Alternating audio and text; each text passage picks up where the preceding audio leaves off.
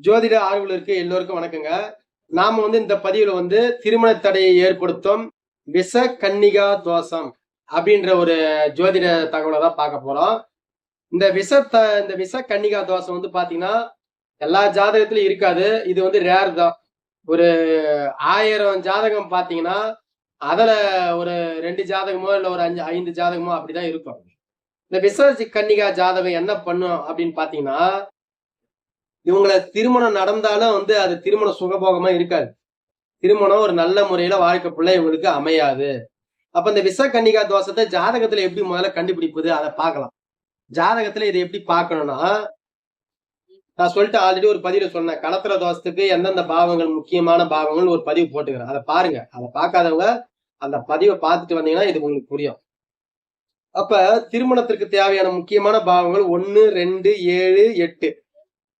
1ஆம் பாவத்துல இருக்கிற கிரகம் 7ஆம் இடத்தை பார்க்கும். 7ஆம் இடத்துல இருக்கிற கிரகம் 1ஆம் பாவத்தை பார்க்கும்.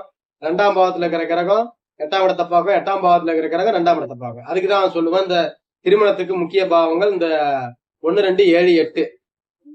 அப்ப இந்த பாவகத்துல நான் சொன்ன மாதிரி லக்ன ரீதியா ஒரு பாவ கிரகம் அமர்வதோ, இந்த பாவக அதிபதி வலிமை இல்லாம இருப்பதோ, களத்திரகாரகன் சொல்லக்கூடிய சுக்கிரனும் கெட்டு போனா வலிமை இல்லாம இருப்பது விஷ கன்னிகா தோஷம்.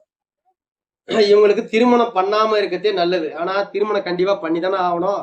திருமணம் இல்லாம இருந்தா வாழ்க்கை எப்படி அவருக்கு அமையும்? திருமணம் பண்ணணும்.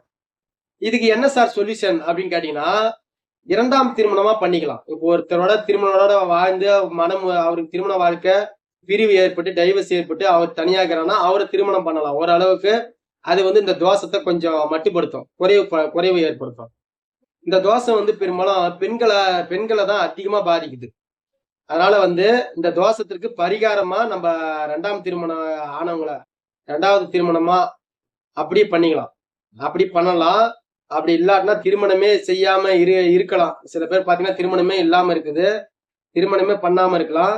அப்படி இல்லாட்டா கிராமப்புறங்களை பாத்தீங்கன்னா வாழை மரத்துக்கு தாலி கட்டி வெட்டி ஒரு சடங்கு மாதிரி பண்ணுவாங்க.